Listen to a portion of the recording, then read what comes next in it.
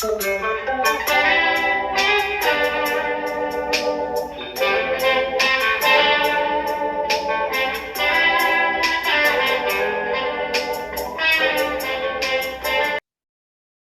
rekan-rekan, kita bersyukur hari ini kita boleh berjumpa lagi di dalam acara Ngopi Ngobrolin Perkara Iman, dan hari ini kita coba melihat tentang seorang yang bernama Yahya Waloni yang beberapa hari yang lalu diberitakan bahwa beliau sakit dengan sebuah foto dia terbaring di ranjang dengan memakai oksigen. Saya baru membuat video ini ketika berita itu diangkat di media mainstream atau media nasional, sehingga membuat kita mendapatkan kepastian bahwa beliau itu betul-betul sedang sakit. Dan ketika kita melihat tentang sepak terjangnya, keren ya, sepak terjang seperti itu ya, apa yang dia lakukan, apa yang dia katakan, setiap perkataan, setiap ancaman, setiap hinaan yang dia katakan berkaitan dengan orang-orang Kristen atau kekristenan, dan kita sangat sayangkan dengan apa yang dia lakukan, dan banyak sekali apologet Kristen yang sudah coba mengcounter, yang coba menjelaskan, meluruskan tentang penyimpangan-penyimpangan yang sudah dilakukan oleh Yahya Waloni yang katanya S3 dari sebuah daerah di Indonesia, tetapi juga sudah dikonfrontasi, sudah diluruskan bahwa ternyata dia tidak pernah S3. Dan ketika kita kembali kepada kondisi yang saat ini dialami oleh Yahya Waloni, maka kita bisa melihat videonya beberapa waktu yang lalu ketika dia berkata bahwa saya nggak akan pernah memakai masker di tengah-tengah pandemi ini. Saya nyebrang, saya nggak akan pernah pakai masker, istri saya mau pakai masker terserah dia, tetapi saya nggak akan pernah pakai masker.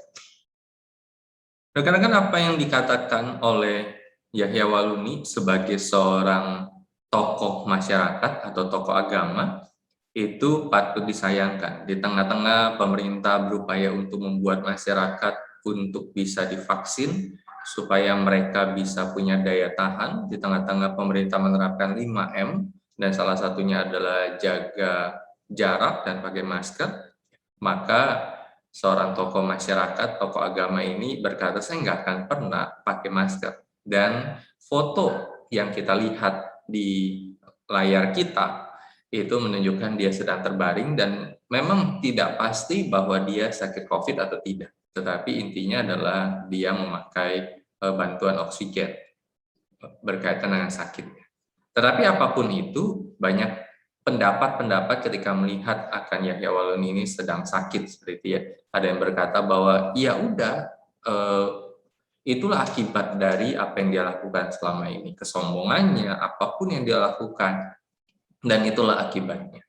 Tetapi bagi saya, seperti apapun sikap dari Yahya Waloni, maka kita perlu melihat di dalam Alkitab tentang apa yang harus kita lakukan sebagai anak-anak Tuhan ketika menghadapi orang-orang yang melakukan penghinaan atau menindas kita atau menghina kita atau menghina kekristenan, dan apa yang harus kita lakukan.